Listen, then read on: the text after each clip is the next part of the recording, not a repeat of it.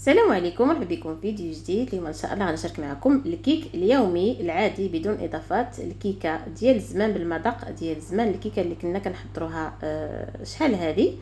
كتجي هشيشه، كتجي خفيفه بزاف، بنينه، المذاق ديالها بنين بزاف، سهله في التحضير، المكونات ديالها بسيطه بزاف، والطريقه ديال التحضير سهله وسريعه التحضير. فكنتمنى ان شاء الله تجربوا هذه الكيكه، هذه تستحق التجربه، وغادي نحضروها ان شاء الله معكم بالمذاق ديال الحامض. فكنتمنى ان شاء الله تتابعوا معايا الفيديو حتى الاخير باش تشوفوا الطريقه ديال التحضير والمقادير اللي غادي نستعملوا فيها ان شاء الله. فاول حاجه كنقادوا المول اللي غادي نطيبوا فيه الكيكه، كندهنوه مزيان بالزبده وكنرشوه بالدقيق وكنحطوه على جنب. كندوزو نحضروا الكيكه ديالنا. هنا غادي ندير 2 ديال البيضات. هنا كنهرسوا 2 ديال البيضات، كنزيدوا عليها كاس ديال السكر، وغادي نزيد واحد ساشي ديال السكر منسم بالفانيلا، قبصه ديال الملحه، وكنخلطوا المكونات مزيان. هنا ممكن نخلطوا غير بالخلاط اليدوي، غير هذا الطراب كيسهل علينا بزاف الخدمه. يعني دغيا كنخلطوها هكا بالطراب ديال الضو، واللي ما عندوش يقدروا يخلطوها غير بالخلاط اليدوي. هاد الكيكه هذه في الزمان راه كنا كنخلطوها غير باليد، وكتجي زوينه وكتجي خفيفه بزاف. هنا كنزيد واحد الكاس ديال الزيت. هنا كنخلطو كنضيفو داك الزيت،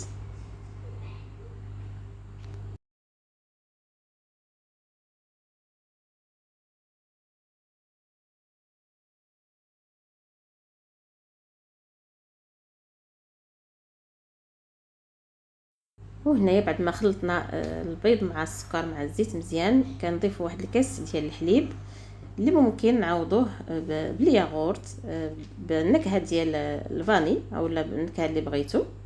وهنايا كناخذوا الحامضه، كنحكوا القشور ديالها، ديك القشور اللي كيكونوا الفوقانيين ما كيكونوش حارين. فكنحك الحامضه كامله، كنحيد لها ديك القشور اللي كيكونوا صفرين. فالقشور ديال الحامض كيعطيو واحد المذاق زوين للكيكه، كتجي منعشه. وكنستعملوا حتى العصير ديال الحامضه. هنا بعد ما حكيت الحامضه ديالي، بعد ما حكيت القشور ديالها، كنقطعها وكنعصرها. يعني كنحصلوا على واحد 4 كاس ديال العصير ديال الحامض. اللي ما بغاش يدير الحامض ممكن ديروا معلقه ديال الخل بلاصه الحامض.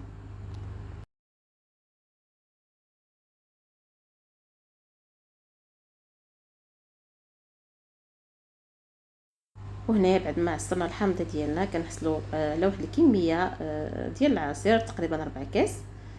هنا كنخلطوا داك القشور مع الخليط وكنضيفوه في الدقيق. هنايا غادي نعبر الكاس ديال الدقيق. دائما الكاس كنعبروا بالكاس العنبه اللي عبرت به جميع المقادير. كنخلط هنايا وكنضيفوا كاس ثاني ديال الدقيق،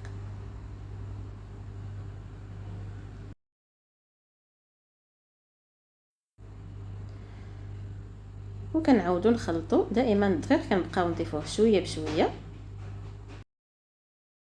هنايا كيف ما كيبان لكم الخليط باقي جاري، بقى غادي نضيف نص كاس ديال الدقيق. فهنايا غادي نعبر نص كاس. ودائما كنعبروا جميع النواشف، يعني كنعبروا الدقيق وكنعبروا حتى الخميره ديال الحلوى، باش كنحصلوا على واحد الخليط اللي كيكون خفيف وما كيكونش فيه دوك التكتلات هكا ديال الدقيق. هنايا كيف ما كتشوفوا خدات معايا 2 كيسان ونص. واخا كتبان لكم كيبان لكم الخليط شويه ثقيل، ولا يعني داك 4 كاس ديال الخل اللي غادي نضيف في الاخير غادي يحلها لينا وغادي يخلي الخليط خفيف. هنايا ضفت 2 خمارات ديال الحلويات، وغادي نصفي داك 4 كاس ديال العصير ديال الحامض. عفوا واخا قلت لكم الخل، راه هنايا استعملت العصير ديال الحامض. كنخلط مزيان حتى كيتخلط داك العصير مع الخليط ديال الكيكه مزيان.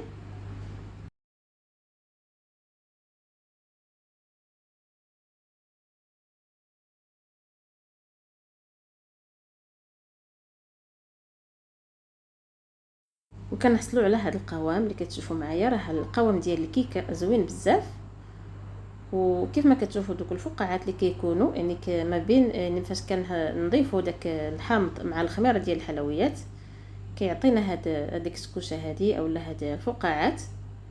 ولينا غادي يتحيدوا مع غادي ندير الخليط ديالي في المول وغادي نضرب به واحد شويه ودوك الفقاعات كلهم كيتحيدوا. هنا خديت المول اللي حضرته من قبل وغادي نفرغ فيه الخليط ديال الكيكه. بالنسبه للفران شعلته من قبل حتى كيسخن مزيان. كنقصوا على الكيكه ديالنا على العافيه اللي كتكون مهيله بزاف، وكنحطوا الكيكه ديالنا من الفوق وكنشعلوا ليها من التحت حتى كتبان لي كتحمر من الجناب. عاد كنشعلوا ليها من الفوق ولا كنخليوها حتى كتحمر كامله. الا ما كانش الفران مجهد راه كتحمر بوحدها، واخا تشعلوا ليها غير من التحت كتحمر كامله وكتعطي واحد اللون اللي كيكون ذهبي وكتكون طايبه مزيان. وبعد ما طابت الكيكه كتجي على هذا الشكل، كتجي خفيفه بزاف. الكيكه راه كتستحق التجربه، سهله بزاف في التحضير، فيها واحد المذاق اللي كيكون زوين، كتجي منعشه بالحامض، كتكون خفيفه كيف ما غادي تشوفوا معايا فاش غادي نقطع معكم باش تشوفوها كيفاش كتجي خفيفه بزاف ومجعبه من الداخل. واخا تبقى معكم المده طويله يومين 3 ايام راه كتبقى بنفس القوام، ما كتقصحش، كتبقى رطبه وكتبقى بنينه بزاف.